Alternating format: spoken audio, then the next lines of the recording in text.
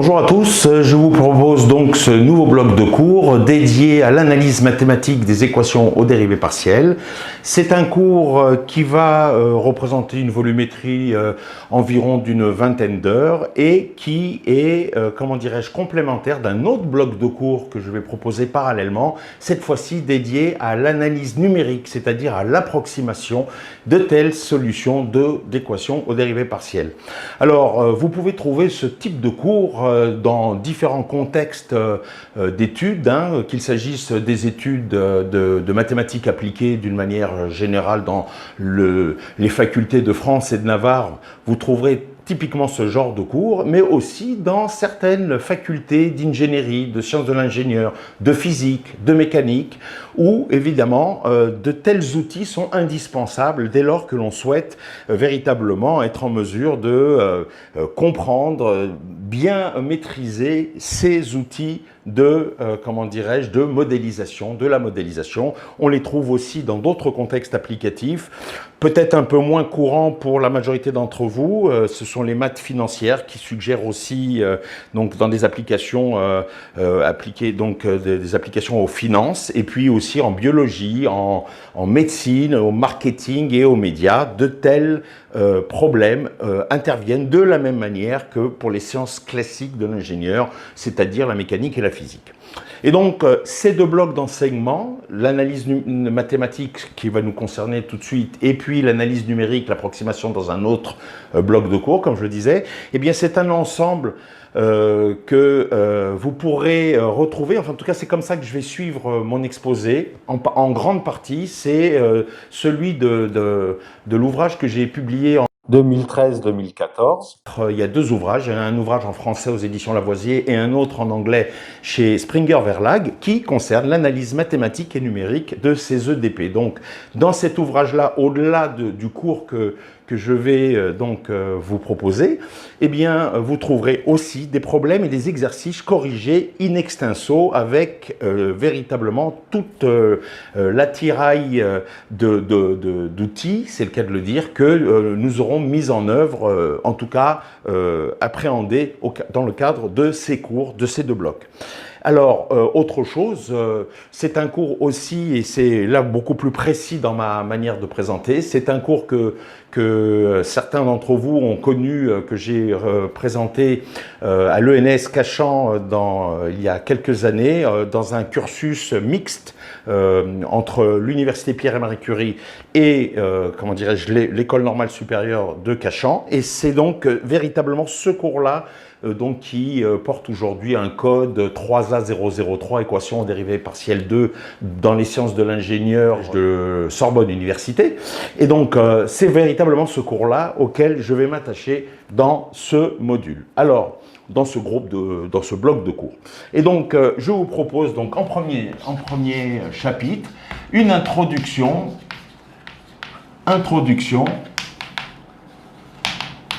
véritablement introduction à l'analyse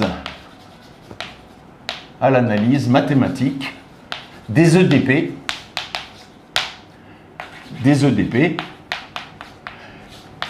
Il faut véritablement poser les bases d'une telle problématique parce que le champ de la mathématique est très étendu et très riche dans ce domaine. Alors, une première partie qui va être un problème modèle qui est bien connu et que vous trouverez dans tous les ouvrages pratiquement, et que je vais aussi considérer, mais pour lequel je vais tâcher d'apporter des éléments supplémentaires qui vous permettra d'enrichir, comment dirais-je, ce que vous pouvez trouver par ailleurs. Alors, eh bien, donc là c'est juste une symbolique du repère de référence de R3 OXYZ. Et donc, dans cette perspective à 3 dimensions, on va considérer une membrane qu'on va noter oméga, une membrane élastique. Oméga, ça va être une membrane élastique. C'est-à-dire que du point de vue de la mécanique, sous certaines hypothèses, son comportement de déformation, essentiellement, va être modélisé à partir d'un certain corps d'hypothèses que je ne vais pas détailler ici, mais qui relève de l'élasticité, et même, on dira, de l'élasticité linéaire. Et donc, cette membrane a un bord, d rond oméga. Le bord ici, c'est d rond oméga, sur lequel, eh bien, on va supposer un certain nombre de conditions, comment dirais-je, mécaniques, qui seront la plupart du temps triviales pour dans le cadre du modèle, mais dans un grand nombre d'applications, ces conditions limites devront traduire la physique, en quelque sorte, du problème. Alors, ici, sur d rond oméga, comme sur oméga, hein, donc oméga, c'est une membrane élastique à 2 dimensions, donc c'est une membrane, hein, c'est comme une peau de tambour, par exemple. Et donc, le bord ici, on va supposer qu'il est suffisamment régulier. Suffisamment régulier, c'est-à-dire que on ne va pas considérer, tout au moins pour commencer, des domaines qui ont des pointes, des coins, des propriétés topologiques complexes, ou géométriques plutôt que topologiques d'ailleurs, des trous, etc. La réalité applicative peut être autre. Voilà. Alors, qu'est-ce qui se passe sur cette membrane? Eh bien, sur cette membrane, il va y avoir perpendiculairement à elle des efforts qui vont agir en chaque point de la membrane, d'accord? C'est-à-dire une distribution d'efforts petit f qui va avoir une structure particulière. Elle va s'écrire f de xy fois z.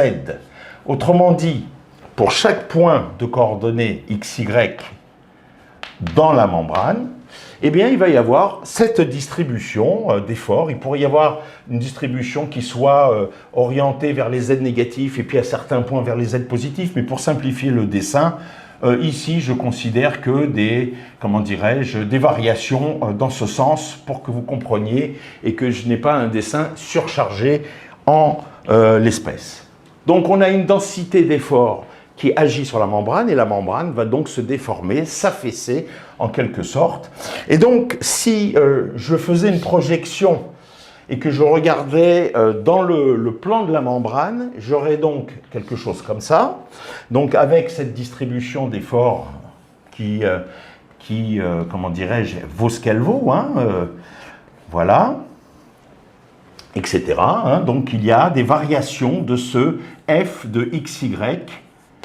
Évidemment, comme c'est en projection, vous ne voyez qu'une partie de cette histoire. Voilà. Mais l'intérêt d'avoir, j'aurais pu le faire en 3D dans cette configuration-là, mais l'intérêt d'avoir vu en coupe la même situation, donc là vous avez la largeur maximale, hein, en quelque sorte, de la membrane. Eh bien, l'intérêt de regarder en plan de coupe dans le plan de la membrane, eh bien, chaque point, en tout cas, évidemment, derrière un point, il y a toute la famille de points qui se trouvent, hein, vous avez compris, dans le segment qui est associé au point considéré ici. Mais pour comprendre de quoi il en retourne, je vais montrer un cas de configuration où vous comprenez que chaque point va descendre d'une certaine quantité qu'on va noter U, qui va aussi dépendre de X et de Y, et qui sera aussi porté par Z. Voilà. Donc, là, j'ai juste un profil de ce qu'on appelle du champ de déplacement, mais compte tenu du fait que j'ai regardé en coupe, ce profil-là, par, comment dirais-je, par plan, si vous voulez, de coupe à considérer, vous auriez un profil qui différerait en fonction de X, en quelque sorte, puisque j'ai ici imaginé un plan de coupe qui me permet de regarder donc selon X. D'accord? C'est-à-dire que vous avez X qui est comme ça, si vous vous souvenez des manières de noter, si X est celui qui est représenté ici, il est donc vers l'extérieur, il sort du tableau. Et donc, pour chaque valeur de X, comme je le mentionnais, pour chaque valeur de x égale constante, on aurait un profil correspondant à au champ de déplacement inhérente, conséquente aux efforts f de x, y.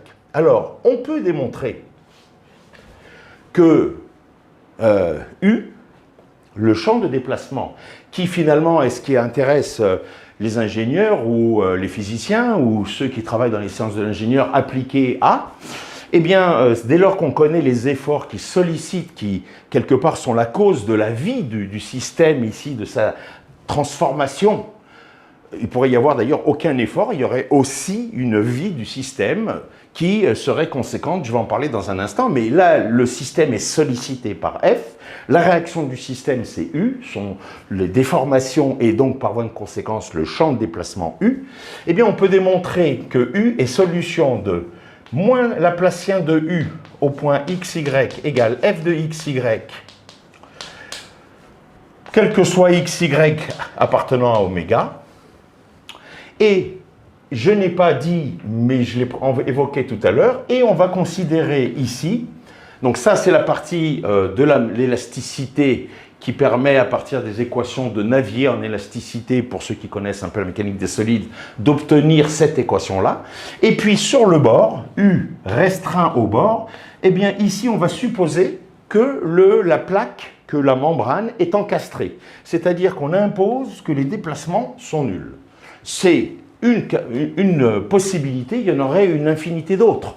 Mais pour fixer les idées, ce problème que je vais noter PC, eh bien, c'est celui qui consiste à trouver U, solution de cette équation-là, en quelque sorte action-réaction, effort externe, j'ai envie de dire, c'est l'égalité des efforts externes qui sont donc, si le système est en équilibre, ces efforts externes sont exactement égaux, ces efforts, aux efforts internes. Donc cette quantité-là, pour ceux qui ont fait de la mécanique, ce sont les efforts internes à la membrane. Et puis si ça, c'est une donnée, on suppose qu'on a comme un tambour qui est encastré à sa périphérie. Les déplacements sont imposés nuls, même si les autres points de la membrane peuvent bouger, comme vous l'avez vu ici. Alors, petit rappel, un Laplacien de U, c'est, au point xy, c'est d2u sur dx2 plus d2u sur dy2, la somme des dérivées partielles secondes, au point xy. Voilà. Donc, une telle équation, on ne sait pas résoudre. Dans le cas général, on ne sait rien faire. Si oméga est quelconque, si f est quelconque, on n'a absolument pas la moindre idée du point de vue analytique, comment résoudre un tel problème. Alors ça sera l'objet de, comment dirais-je, de l'autre bloc de cours, de l'approximation, qui va permettre d'atteindre une idée très précise de cette solution-là. Mais préalablement, nous allons voir que finalement, ce problème-là, eh bien, suscite des questions auxquelles il convient de répondre si l'on veut avoir un cadre mathématique, j'ai envie de dire, sain, et bien, comment dirais-je, posé, sans faire de jeu de mots par rapport à ce que nous verrons plus tard. Alors, première chose, par rapport à la terminologie, PC s'appelle le problème continu. PC s'appelle le problème continu, parce que vous verrez, nous verrons qu'il y a d'autres manières de formaliser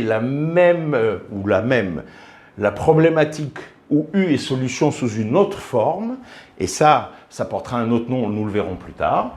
La deuxième chose, donc là, cette formulation, ce qu'on appelle le problème continu, ou ça s'appelle aussi la formulation forte,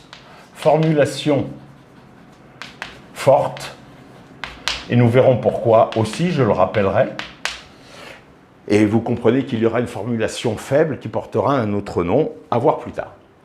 La deuxième chose qu'il convient de dire, c'est que ici, les conditions limites, ce qu'on appelle les conditions aux limites, elles portent bien leur nom, puisqu'elles sont bien aux limites, peuvent être totalement différentes, et donc selon leur complexité, eh bien, l'analyse d'un tel problème sera conséquente de la complexité, notamment de ces conditions limites. Ici, on a une condition aux limites de Dirichlet, elle s'appelle, du mathématicien Dirichlet, et en plus, c'est ce qu'on appelle une condition Dirichlet homogène, c'est-à-dire que la donnée est nulle. Condition de Dirichlet, ça veut dire que vous connaissez la solution, exactement la solution que vous cherchez, l'inconnu, mais là, elle est connue, au bord, elle est connue. Donc ça, c'est un deuxième point. Le troisième point qui est important, je vais le noter quelque part là. Le troisième point, je vais le noter ici avant de prendre plus de confort pour ce qui va suivre. Eh bien, le troisième point, c'est celui auquel je faisais allusion tout à l'heure. Ici, nous avons considéré une membrane statique, mais je vous ai dit qu'elle pouvait représenter, par exemple, une peau de tambour encastrée, avec des roulements de tambour, évidemment. Donc, une membrane qui va non seulement se déformer, mais en plus, avec des déformations qui vont dépendre de x, y, mais aussi du temps t, auquel cas, il faudra passer à une équation plus riche, mais qui s'appuiera sur cette structure-là, avec un terme qui correspondra aux vibrations. Et donc, on parlera à ce moment-là de l'équation des ondes, qui donc généraliseront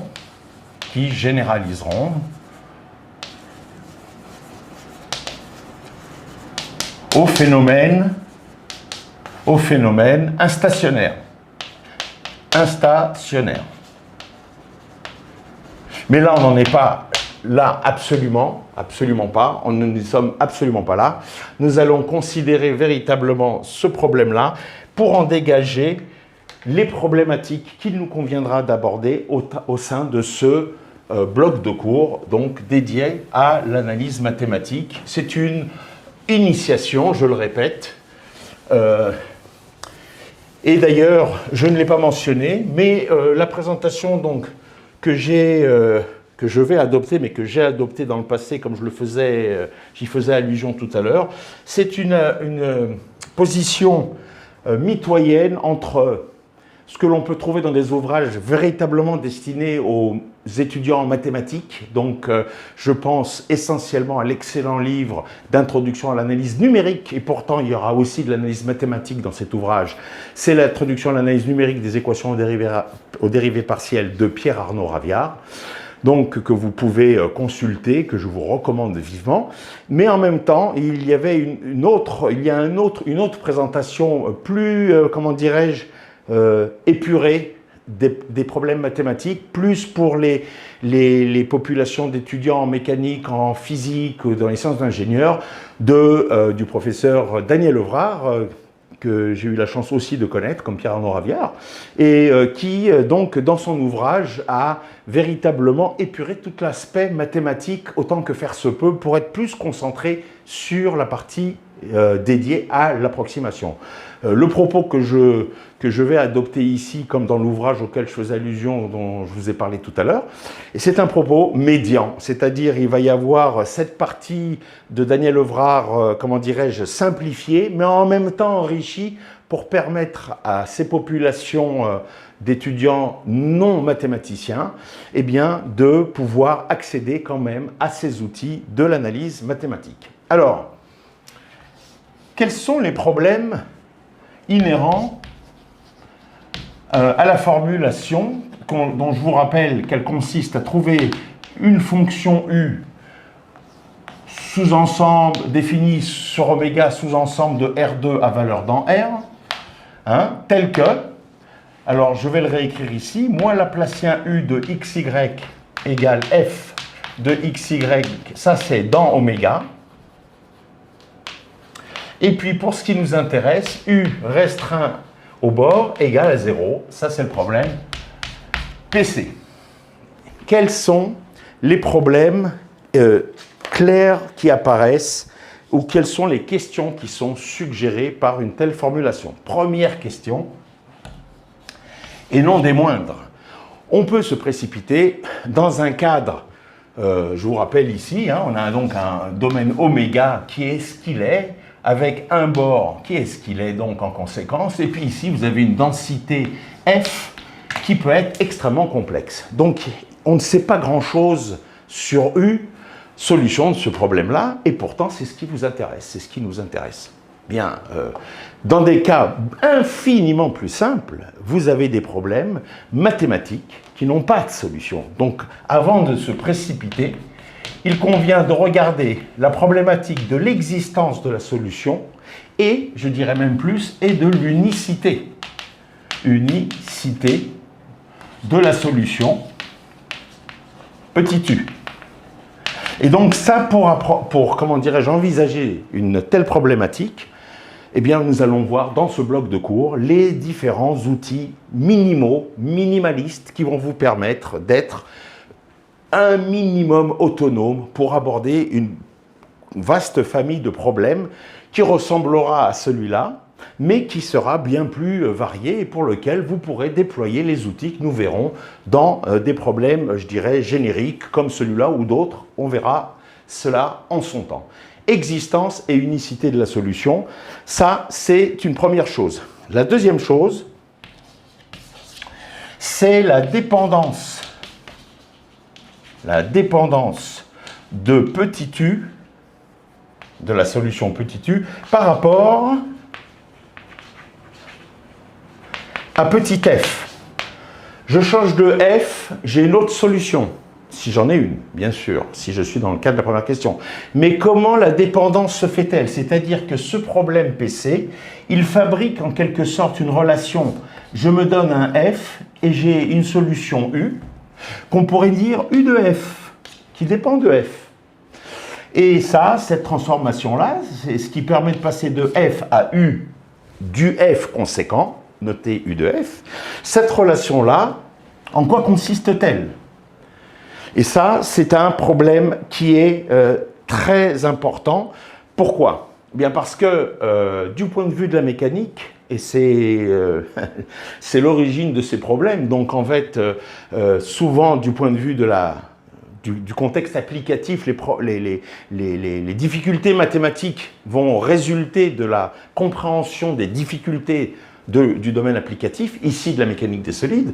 Vous avez un champ de force petit f, vous avez en conséquence un champ de déplacement, si vous avez réussi à faire le traitement de la première partie.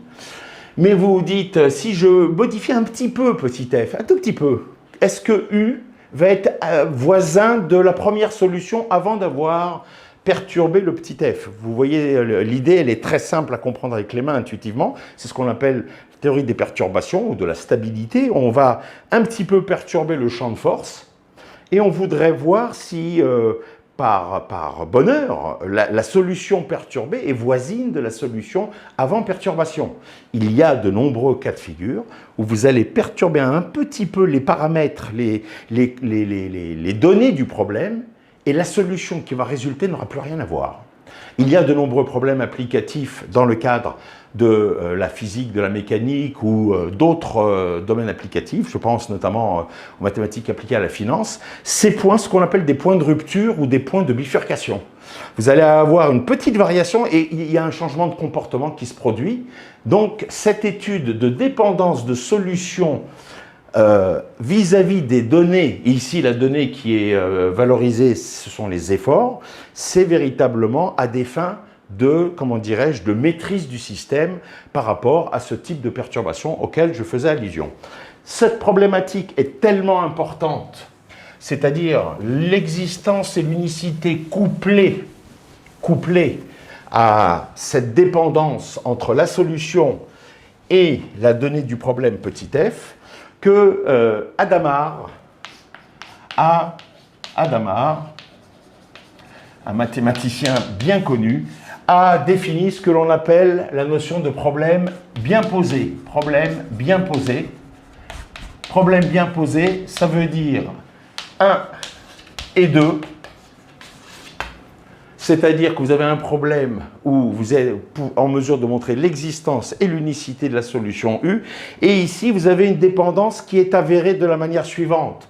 Si, alors pour le 2, 1 et 2, vérifié, je le mets de manière, de présentation télégramme, mais ça suffit largement. Simplement, je vais préciser que 2, ça veut dire que si vous avez une suite d'efforts qui tend ou qui converge vers une valeur d'effort f, alors la suite de déplacement UN va tendre vers une certaine solution champ de déplacement petit u. Vous comprenez que ici, j'ai pris un f donné, j'aurais pu prendre un f qui dépend d'un paramètre n, et donc j'aurais eu une solution qui aurait dépendu de n également. Donc, si, ce que dit Hadamard, si Fn tend vers F, alors Un tend vers U, c'est-à-dire il y a une espèce de dépendance continue de la solution vis-à-vis des données. Et donc, ça, c'est des données, c'est-à-dire de petit f. Et donc, ça, c'est la notion de problème bien posé, aussi à laquelle nous allons être en mesure de répondre dans le cadre de ce cours, à condition que l'on ait introduit les outils qui permettent de répondre tout simplement à ce genre de questions. Et donc, vous allez voir, vous voyez tout de suite, ça veut dire Fn, c'est une suite de fonctions à deux variables. Qu'est-ce que cela veut dire? Que ça tend vers une certaine fonction. Dit comme ça, cela ne veut rien dire. La convergence doit être précisée. La convergence doit être précisée si elle a lieu au sens d'une certaine norme ou d'une autre, d'une norme ou d'une autre, par exemple, pour être clair, d'une norme ou d'une autre, au sens d'une norme, par exemple, s'agit-il de la norme que l'on note, la norme C0, ou de la norme L2, ou de la norme L2. Alors peut-être ce sont des choses qui ici ne vous parlent pas, mais c'est ça qu'on va préciser aussi dans ce cours. Hein? Ça veut dire que, est-ce qu'on a une convergence de Fn au sens de la norme de la convergence uniforme, ou est-ce qu'on a ici la norme L2 qui doit être considérée, c'est-à-dire une espèce de norme énergétique, comme certains le disent, ou autre chose, ou autre encore. Et donc, cet aspect-là, eh bien, quand je l'ai dit pour Fn, évidemment, je dis la même chose pour Un. Et peut-être qu'il faut considérer, selon la nature et la régularité de cette suite Fn, une certaine manière de parler de convergence, et que, compte tenu de la nature de Un qui n'est pas la même que celle de Fn, il y aura des cadres fonctionnels, on dit, qui seront propres à Fn aux efforts, ou à F, et un autre cadre fonctionnel, c'est-à-dire un autre lieu d'existence de régularité mathématique pour la solution UN, qui différera du lieu d'existence et de régularité des efforts Fn. Évidemment, quand je le dis pour Fn et pour UN, vous pouvez le comprendre pour F et pour U, c'est bien évidemment la même chose. Et cet aspect-là nous amène au troisième point.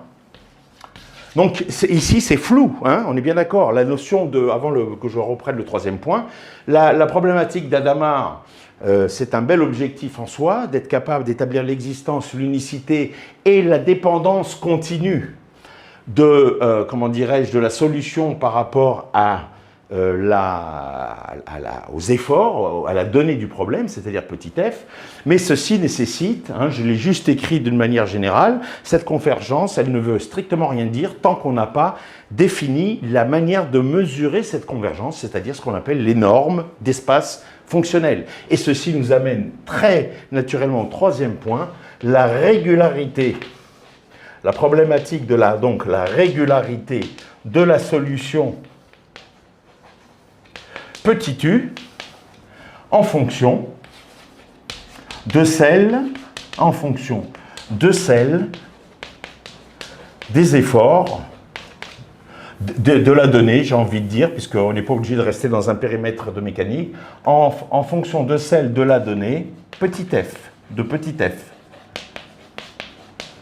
Est-ce que f est une fonction continue? Est-ce que f est une fonction intégrable? Est-ce que f est une fonction de carré intégrable? En conséquence, est-ce que u est une fonction C2, deux fois continuellement différenciable?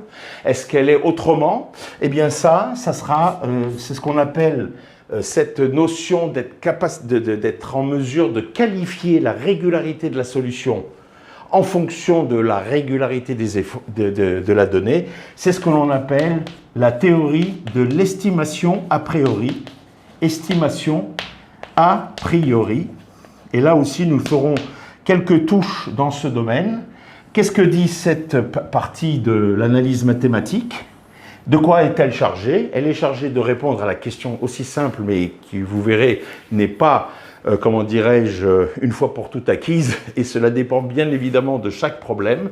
Donc il faudra penser les choses, malgré les outils génériques dont vous disposerez, il faudra penser à établir des costumes sur mesure et pas du prêt-à-porter, ça n'existe pas. Pour chaque problème, nous serons en mesure, ou pas d'ailleurs, hein, il y a des problèmes très complexes, de dire je ne m'occupe pas, c'est ça l'estimation a priori, je ne m'occupe pas de savoir s'il y a une solution. Je m'occupe encore moins de savoir s'il y en a une et une seule.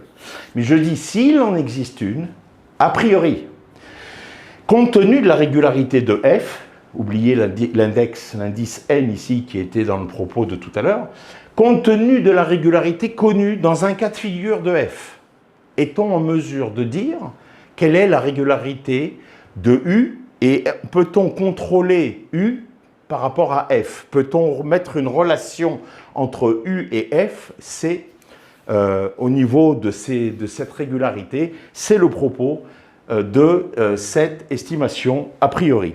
Et puis il reste le dernier paragraphe à au moins mentionner, hein, la quatrième partie, et cette quatrième partie, j'en ai déjà parlé tout à l'heure dans mon introduction, elle est tellement vaste qu'elle fait l'objet d'un bloc de cours à part, c'est l'approximation,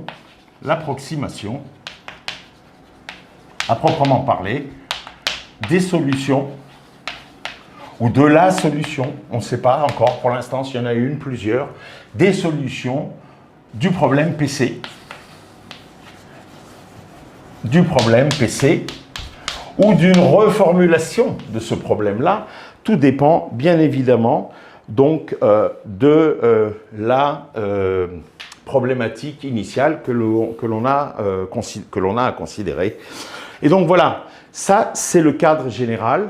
La dernière partie ne sera pas traitée dans ce bloc de cours et nous allons voir dans la toute prochaine vidéo quelles sont les difficultés mathématiques pour répondre aux premières questions que j'ai évoquées, c'est-à-dire existence de la solution. Et vous savez qu'il y a de nombreux problèmes qui n'ont pas de solution. Et qu'est-ce que ça veut dire existence de la solution? C'est une existence absolue ou c'est une existence relative? C'est une existence intrinsèque ou c'est une existence qui dépend d'un certain contexte, qui est contextuel? Je vais en parler très prochainement dans la prochaine vidéo. Il s'agira de répondre à l'existence, l'unicité et de la dépendance entre la solution et ce qui suggère à cette solution d'exister, c'est-à-dire la donnée du problème. Je vous dis à très bientôt. Très bonne journée.